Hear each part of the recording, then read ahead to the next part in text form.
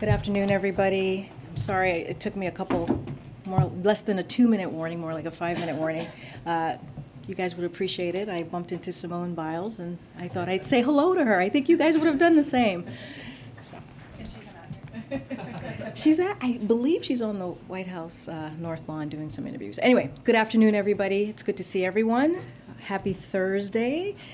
Okay, I do have a couple of things that I want to share with all of you. So this week has been marked by honoring service to our nation through presidential medals of honor and freedom. And I think some of you may have been in the room on Tuesday and today. I don't think there was a dry eye in the room. It was just such a beautiful, impactful, powerful moment. But on Tuesday, just to recap just a little bit, on Tuesday, the president bestowed our nation's highest military honor to 4 Vietnam veterans, recognition that was very, very long overdue. And today, as we all just saw, some of you may have been in the room, we saw 17 individuals spanning different backgrounds, careers, contributions to the United States receive the Presidential Medal of Freedom, the nation's highest civilian honor. President Biden has long said that America can be defined by one word, and that is possibilities. These Americans demonstrate the power of possibilities and embody the soul of the nation, hard work, perseverance, and faith. Today, the Department of Transportation announced nearly $1 billion in funding from President Biden's bipartisan infrastructure law to 85 airports across the United States to modernize their terminals. For example, in Orlando, we are investing $50 million to construct 4 new gates, increasing capacity and providing ADA-compliant facilities. At Pittsburgh International Airport, we're investing $20 million in building a new terminal, which will include improved security screening and baggage inspection systems. And when all is said and done, the bipartisan infrastructure law will pour $5 billion into similar terminal projects and $25 billion total to airport-related infrastructure across the country. So investing in terminals is not something the federal government typically takes on. Usually it's local airports and owners and airlines who tend to do that. But thanks to the president's infrastructure law, we are able to step up and make these kinds of investment that will benefit traveling Americans. Finally, lastly, Senator Mitch McConnell is holding hostage the bipartisan package, a bipartisan package. The Bipartisan Innovation Act, which would make more in America and strengthen our competitive edge with China. And he's doing all of this. He's putting this in hostage, this bipartisan law, to protect the big farmers' profit. It is outrageous. And here's the thing. We must do both, and we can do both. I remind you and all others that when Leader Mitch McConnell himself agreed last fall that bipartisan negotiations shouldn't be paused for other priorities, saying, and I quote, "Republicans have been negotiating in bipartisan good faith to meet the real infrastructure needs of our nation. The president cannot let congressional Democrats hold a bipartisan bill hostage over a separate and partisan process." I want to be clear here, though. Negotiations have been productive, and in recent weeks, negotiators made progress in key issues of the Bipartisan Innovation Act. So we are ready to finish up this process of negotiating and pass this bill. It's now or never to do this. Other countries aren't waiting. They are offering tax incentives for companies to invest in new manufacturing lines. Companies are currently making their investment decision. And here's the bottom line, we gotta get this done. We can do both. So I say to Mitch McConnell, let's get this done. All right, with that, Amr, what's your question? Your first question. Sure, thank you. With Prime Minister Johnson's resignation today, I know you don't like to get into other countries' politics, but more substantively, what does this mean going forward? Big ally, you basically have a caretaker, lame duck Prime Minister now, but this is a very difficult time in Europe, obviously, and the President's efforts to keep Europe paddling or rowing the same way on Ukraine is top of mind now. Is there any concern that this becomes a little bit more difficult when you have a big partner like Prime Minister Johnson in the position he's in? So I'll say this, our alliance with the United Kingdom continues to be strong. Our special relationship with the people in the country will continue to endure. None of that changes. And I will remind you just a week ago today, when the president was in NATO, in Madrid, for a historic NATO summit, as you heard him speak at the press conference. And you saw what happened. You saw a reassurance, a reaffirmation of NATO countries saying again what they are going to continue to do, continue to support Ukraine in their effort to defend their democracy against Putin's brutal war. And so that is not going to change. And not only that, you saw a potential expanding of NATO with 2 additional countries, which is incredibly important, something that the president has worked very hard on these last several months, who's also led on this effort. You saw other alliances make a commitment to increase their security assistance. And so all of that, what you're seeing currently today, because of the leadership of this president, is a more unified NATO. And I don't think that changes at all. And you saw him at the G7 in Germany, where you saw him with the G7 leaders, the same. You saw a committed alliance amongst friends, amongst other countries, on everything that they're going to work on together to push America's interest, and also the interest of other countries as we look at the global challenges ahead. Okay, just one more on now that Brittany Griner has pleaded guilty. What is the next steps that the administration is contemplating? Does the president support Bill Richardson going over to Moscow to try to fashion her release? And would the administration entertain a trade of Russian detainees in American custody for Ms. Griner, particularly the arms dealer Victor Bout? So just to be clear, I've said this before, but I want to state it again. We believe that the Russian Federation is has wrongfully detained Brittany Griner, and she is in intolerable circumstances right now. And we are going to do everything that we can. The president has this top of mind to make sure that we get Brittany home safely, and also Paul Whelan. That is an important priority of the president, and we've been clear from day one when it comes to U.S. nationals who are being held abroad, who are being held wrongfully, detained wrongfully, who are being held hostage. We are going to do everything that we can, use every means that we have to bring them home. I'm not going to negotiate from here. I'm not going to lay out exactly the steps that we're going to take. As you can imagine why. We want to make sure that we do this safely. As you know, the president wrote a letter to Brittany Griner. He spoke to her wife yesterday. And so Secretary Blinken, just on the letter, because I know people were asking me, I think people saw this already, the letter was delivered to her. He tweeted, U.S. Embassy in Moscow officials again attended Brittany Griner's trial today and delivered to her a letter from President Biden. We will not relent until Brittany, Paul Whelan, and all other wrongfully detained Americans are reunited with their loved ones, and that is the focus of the Secretary of State. That's the focus of the President's national security team, and his focus as well. On that, please. Karine. I didn't. Oh, it was April. I'll come back to you. On that note, Paul Whelan's family says that they have not heard directly from President Biden. Does the president have plans to call the Whelan family as well? So I don't have a call right now to announce or to preview for you today. Look, we can't even be given to imagine what his family is going through.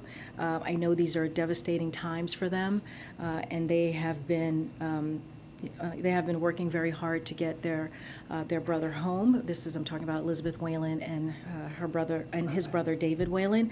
I'll list out a couple of things that we have done as far as communicating with the family, which I think is very important to share. So yesterday, White House staff joined the special presidential envoy for hostage affairs on a call with Elizabeth Whelan, and Secretary Blinken and National Security Advisor Sullivan have also called her to offer support and reaffirm reaffirm the president's commitment to bringing Paul home. The SPIHA office has a bi-weekly phone call with Elizabeth Whelan to provide updates and pass information on progress in securing Paul's release and to secure he is well supported while he remains in prison. Department of State representatives in D.C. and at Embassy Moscow have regular phone calls with Paul Whelan. Consular officials last visited him on June 17th, so just a few weeks ago, and they hold regular calls with the Whelan family on the case to address any concerns that the family or Paul have raised regarding his treatment. Again, this is a situation. These cases, the president is getting regularly updated. This is a top of mind. I don't have a call to preview for you, but we have been in regular contact with his family. And then just quickly, Griner's guilty plea, what kind of impact does this have on the negotiations to try to bring her home? It will have no impact on any of the negotiations. The president, the national security team, the State Department, the special envoy that I just spoke about, we're going to do everything that we can to bring home Brittany Griner safely and to also make sure that we bring Paul Whelan back home as well. Thanks, Karine. Can you share any more about what the president conveyed in his letter to Brittany Griner? So the president, as you know, was deeply moved. As you can imagine, I know some of you read her letter as well, was deeply moved by her handwritten note. He wanted her to know and to reassure her that he is doing everything that he can to bring her home. In her letter, she talked about what July 4th means for her this year and what freedom means for her this year. And that is touching. And so, again, he is going to do everything that he can to make sure she gets home safely. This is top of mind.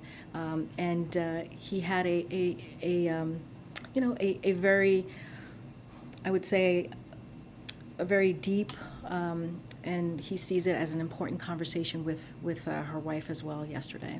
And then just to follow up on some of the reaction from Paul Whelan's family, some of the members of his family are asking sort of what does it take for their family to get a call with the president. We saw Trevor Reed's family protest outside the White House. They had a meeting with the president. We saw the family of Brittany Griner criticize the Biden administration, saying that they may not be doing enough when it comes to her case, and then get a phone call with the president. How can this administration assure the Whelan family that their pleas are being heard and taken seriously?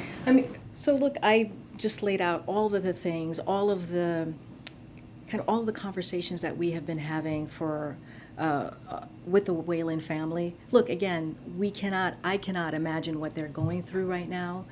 We understand this is a very tough moment in time, and it has been, especially for him, for these past several years. But we want to assure them, the Whelans and the Griner family, and all other U.S. nationals, families who are U.S. nationals who are being detained, wrongfully detained or held hostage abroad, that this president is doing everything that he can to make sure that they come home safely. We're going to use every means that we have. Clearly, we cannot negotiate in public. That is not something that we're going to do, but we are committed to making sure they all get home safely. Thank you. Just a quick follow-up on Boris Johnson. Has the president had a chance to speak to him since he announced his decision?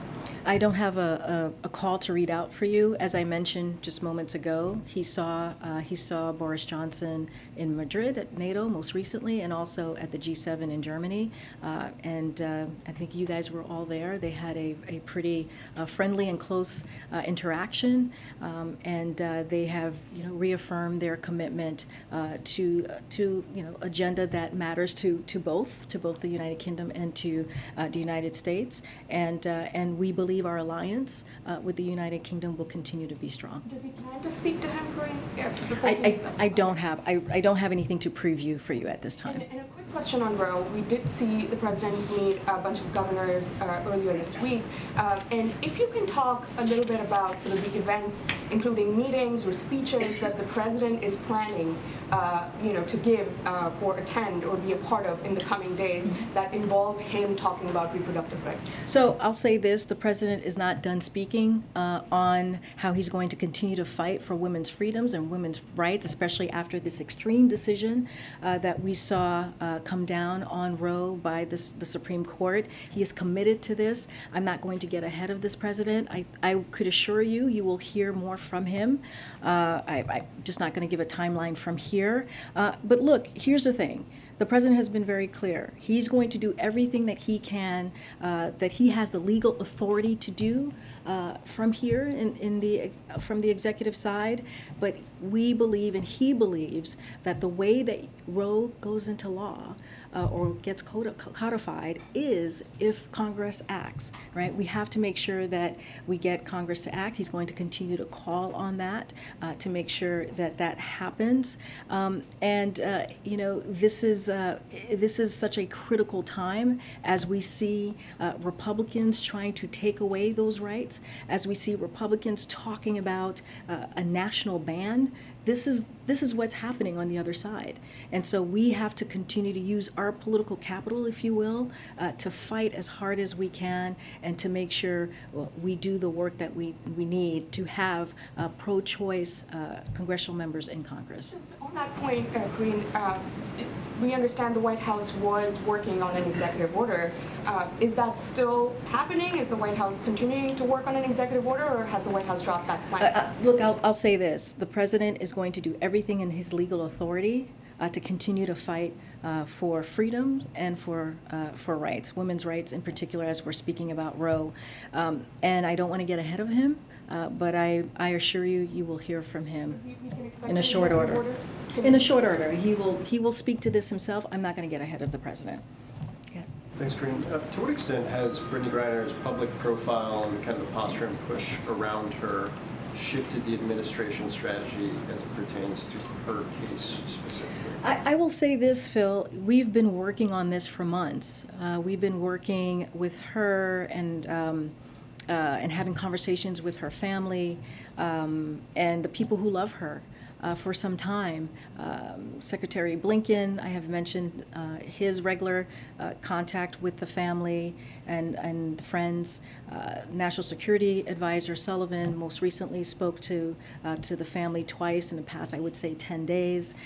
This has been a top of mind for the national security team, for the State Department, and again, not just Brittany Griner, which is top of mind for him. Clearly, he just wrote her a letter and spoke to his wife yesterday, but for all U.S. nationals that are being held abroad, detained, wrongfully detained and held hostage.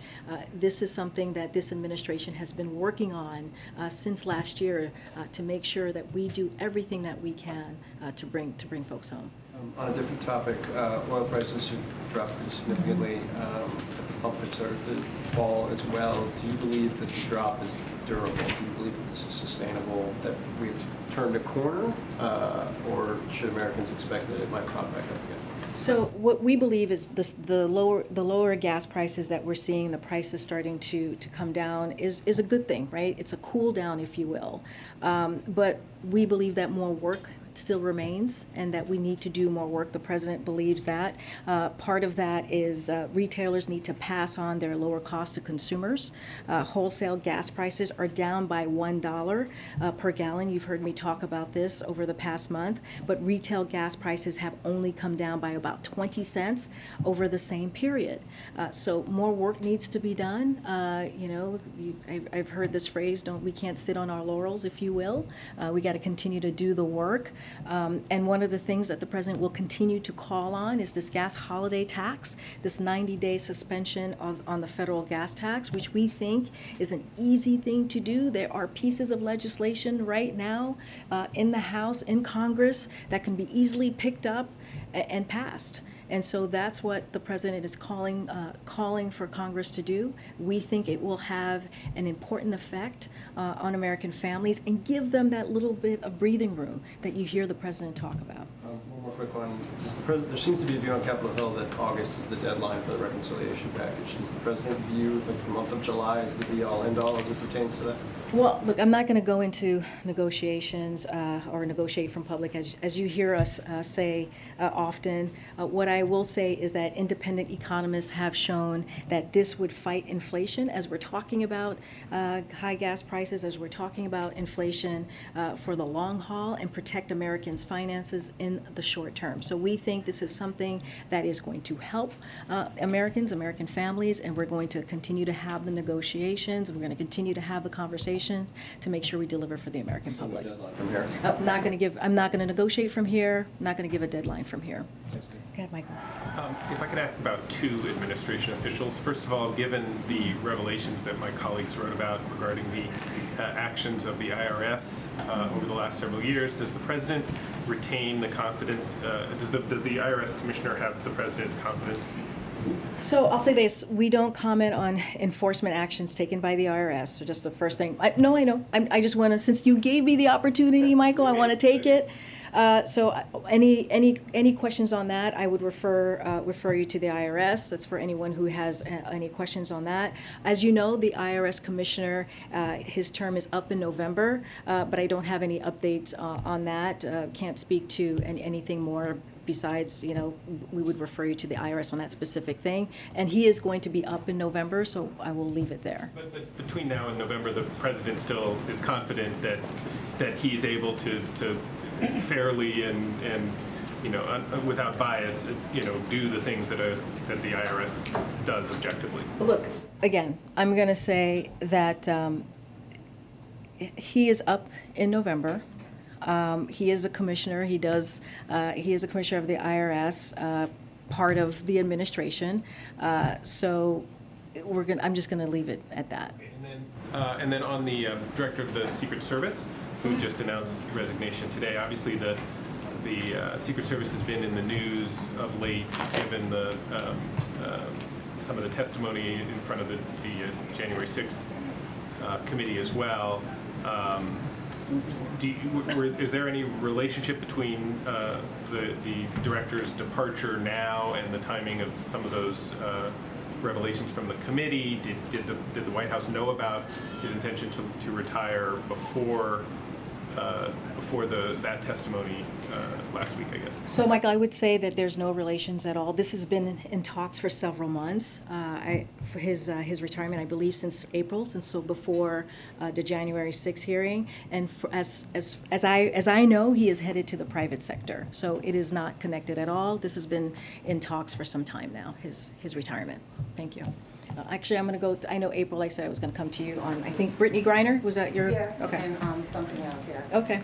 On Brittany Griner, I talked to Sherelle Griner last night. Okay. And now this morning's decision, and we understand that according to sources close to the case, that it was Brittany's decision, and it was an informed decision that was discussed over several weeks to make this decision to plead guilty.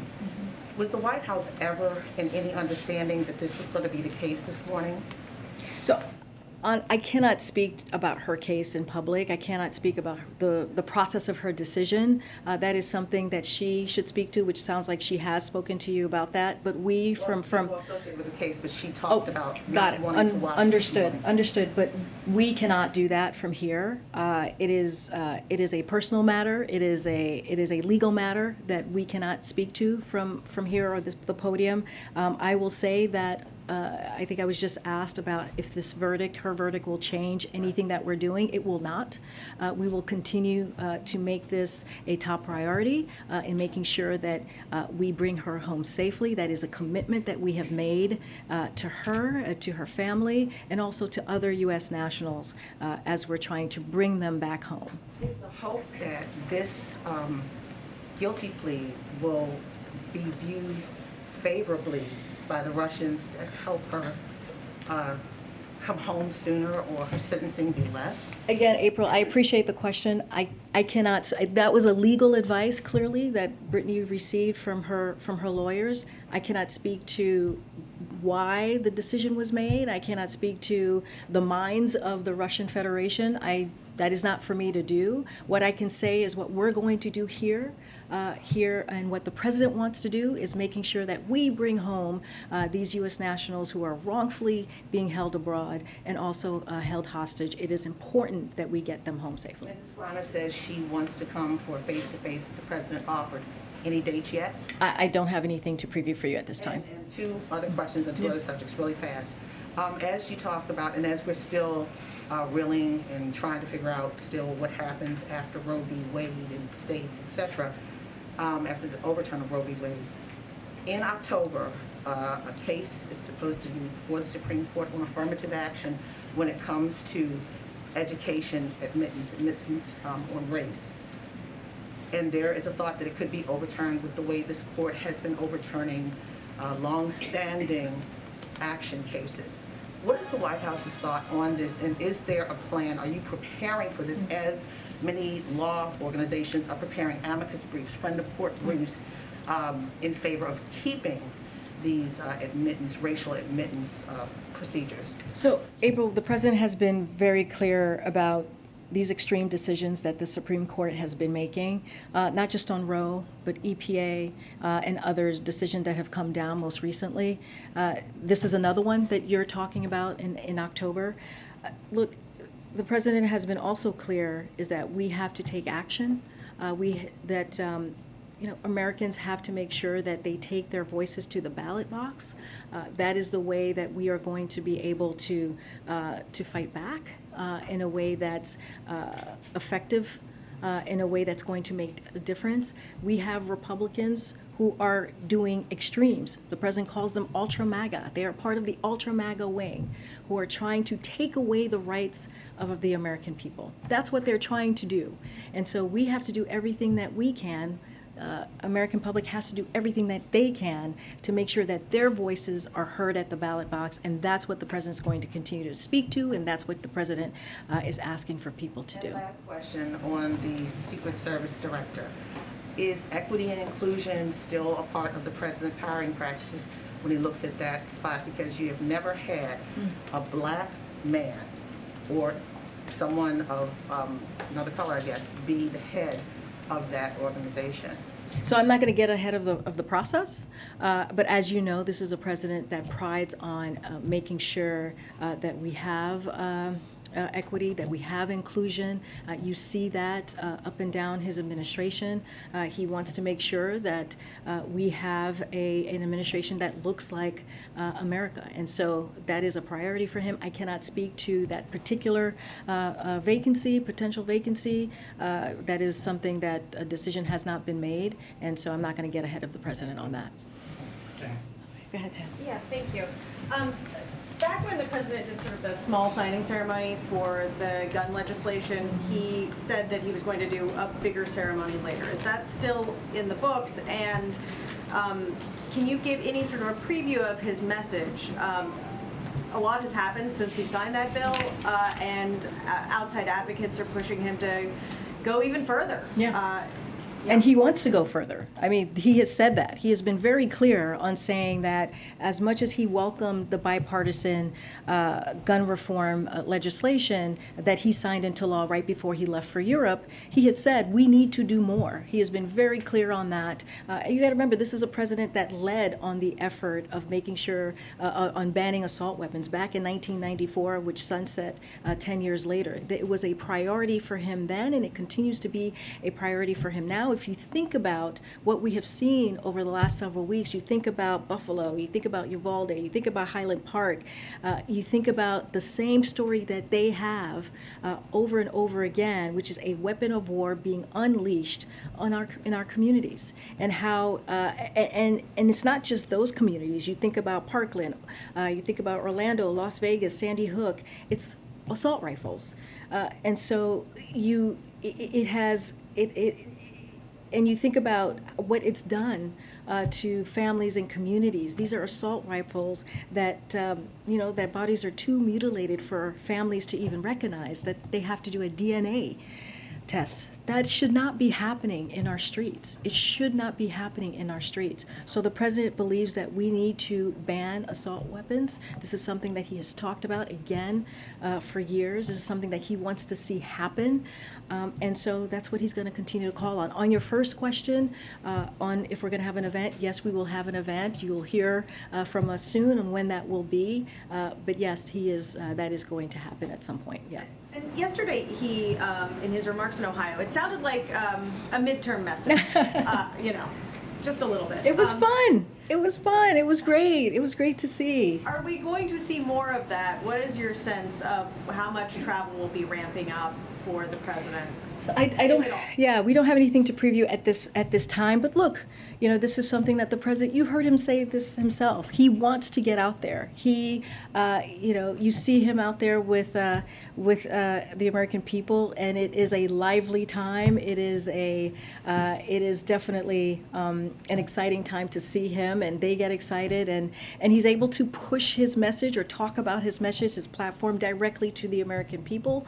And if you think about yesterday, it was about pensions, about union pensions, about what the work that the American Rescue Plan has done to make sure that we protect those pensions. And so that is such an important message for the American people to hear, and not just in Ohio, in many other in many other states across the country is going to be affected by the American Rescue Plan as well when it relates to union pensions and other items as well. Good. Thanks, Karine. Since you started the briefing talking about McConnell holding the Bipartisan Innovation Act hostage, has the president reached out directly to any Senate Republicans to convince them and make the case for why they should support this bill?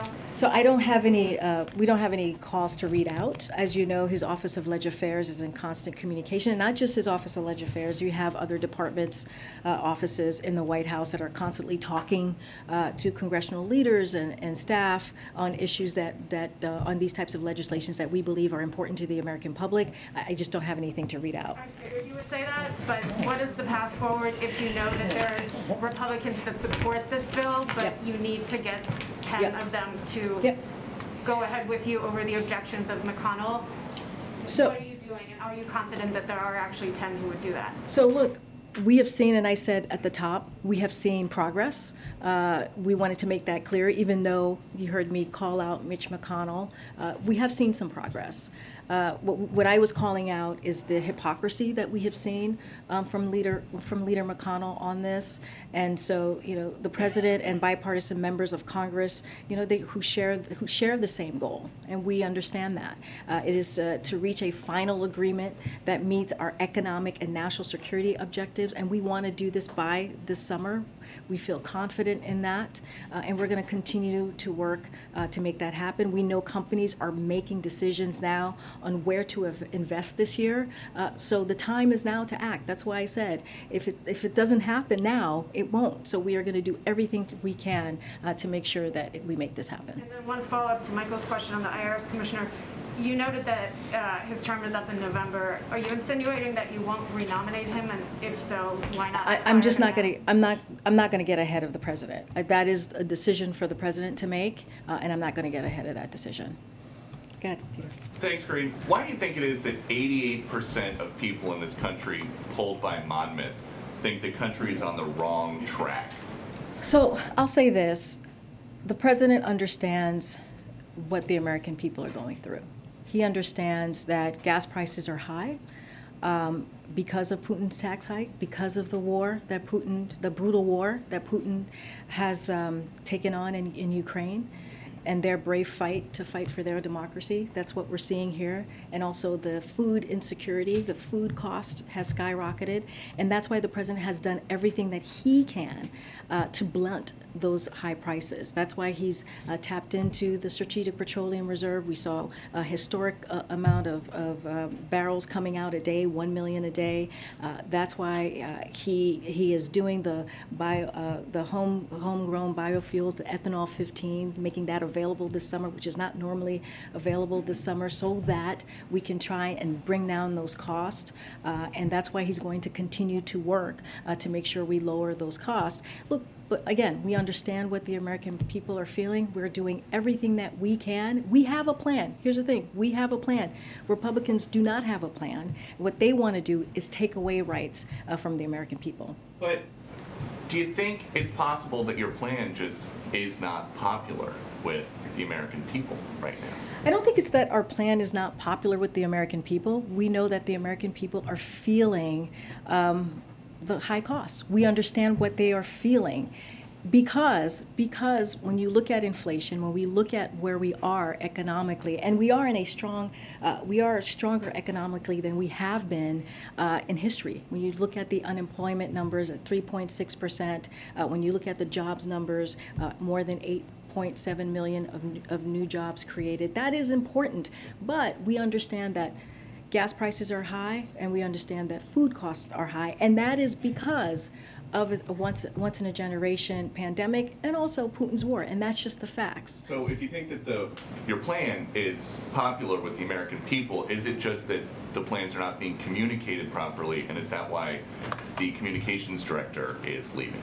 Oh, that's where you were going with this question. No, that's very slick there of you, Peter. Well, why is she really leaving? I mean, well, she said why she is leaving. Look, let me just say something. Wait, no. You're asking me. Is it that at a time that a historic number of people think the country's on the wrong track, somebody who has been a part of Biden world for as long as just about anybody here says that she is leaving? Well, first let me just say, I explained that we understand what the American public is feeling. The president is doing everything in his power to lower costs, to blunt gas prices, as he has been doing, and Then we why make a change? we have done that. So I just want to speak about Kate for a second, because I think this is really important. I've known Kate since 2007. She is a friend and she is a colleague. She is exceptionally talented, and she will be greatly missed. Her smart skills and hard work helped get the president elected and has helped us accomplish so much since we've been here. And like I said, on a personal note, she's a good friend and a colleague, and we're going to miss her. Now, basically you're asking me her leaving, and what does that mean, right, to the administration? Look, I don't think her leaving will have effect on what we're trying to do, because look, she leaves behind a talented team in communications department, and the president will name a new communications director. There's nothing new here. These things happen, and I do want to call out a data by Brookings showing that turnover in this administration is below the historical average going back to Reagan. So what we're seeing here is not unusual. What we're seeing here is normal, and what we're going to continue to do is we're going to communicate with the American people in a truthful way, and we're going to do that every day. Okay, and just a different topic. The largest labor union in the country, the National Education Association, had been proposing a resolution for future contracts to replace the word mother with birthing parent. What does the president think about proposals like that one? So we're not the NEA, and I would refer you to their team about that The particular vice president just spoke at that conference, though. The first lady's a teacher. The president says he's the She's a most member of- pro-labor president ever. Does Absolutely. he support proposals like that one? Does he think that is an important priority for? And the First Lady is a proud member of the NEA. I am not going to speak about an organization's policy or change of policy. I am not their spokesperson, not something that I'm going to do. Yes, the Vice President was there on Tuesday. She spoke at NEA. And when they did regular order, when they did their regular business, she left. So she was also not part of that discussion. Look, this is a policy change. That is not something that I can speak to. I refer you to NEA. Go ahead. Thank you. So I have a question on the federal district judge appointment in Kentucky. So earlier today, Governor Andy Beshear said that it's been plenty of time for the administration to tell his office whether the White House is rescinding the appointment of Chad Meredith. I guess what's your reaction to that, and why haven't you rescinded that appointment yet? I believe your colleague asked me this question last week, or gosh, not even last week, a couple of days ago. Every day feels like long days. But look, and I said this on Tuesday, and I'll say this to you, which is like, we do not comment on vacancies. This is a vacancy. It's not something that we're going to comment on. We don't comment on executive branch or judicial vacancy. We have not made a nomination yet, and so one of the things that we are very proud of, which you hear us talk about, is that we have more federal judges. We have done more federal judges during this administration than any of the last three presidency. It includes making sure that we do history making first to help our judiciary represent the diversity of America, and we're going to continue to do that. I'm not going to speak to an open vacancy. Go ahead. Great, thanks, Karine. The Veterans Affairs currently doesn't offer any abortion services. in any exceptions, but VA Secretary McDonough has told Congress, he told them in April, that the VA has statutory authority to provide abortion services, that the law permits it. So does the president agree with the VA Secretary that the department can take this action? So the administration and the VA are committed to providing health care to veterans, and the VA continues to offer reproductive health care services to their veterans as well. As you note, current regulation doesn't allow for the VA to provide abortions. We're going to continue to review, we're going to continue to explore every possible option to protect women's rights and access to reproductive health. So again, we're going to continue to review. I don't have anything at this time. Based on regulation, though, I mean, is the president considering at all any kind of executive action to direct the VA, given that it's regulation? So I don't have anything specifically on the VA. We have talked about the president reviewing executive actions. I'm not going to get ahead of what those actions are going to be. But like I said, we're going to continue to review and look at our options here. And the president's going to continue. He did use his executive authority when the decision came down, within hours of the decision that came down, the Roe being struck down. And so those authorities, we believed, were impactful for the moment when you're talking about providing safe medication, FDA-approved medication, so women can make decisions on their health care.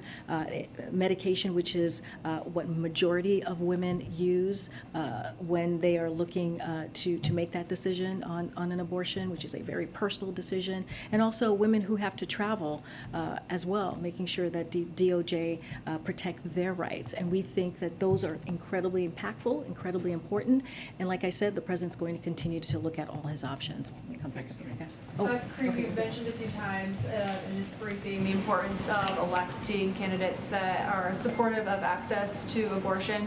I'm wondering if the president feels that that is the Democrats' best path forward at this point in getting some sort of legislation passed that would legalize abortion access, that really is up to what happens this November and nothing can really get done before then. Well, I can't speak to any political election process and what strategy we're taking. What I can say is the president has been very clear. He is going to do everything that he can to protect freedoms and rights for women and the American people. As we know, the Supreme Court, as we saw what Clarence Thomas wrote, they're going to go further. And that is something we should really listen to and pay close attention to. And it is going to happen. This is something that the president has said. And so what I would say is he's been very clear. We need Congress to act. We need to codify Roe, make that the law of the land. That is the best way we're going to protect rights and freedoms. And if it doesn't happen in Congress, he has asked the American public to take their voices to the ballot box to make sure to do what you just asked me, to make sure that we have pro-choice members in Congress. All right, thanks everybody. I'll see you tomorrow. Thanks, Karine.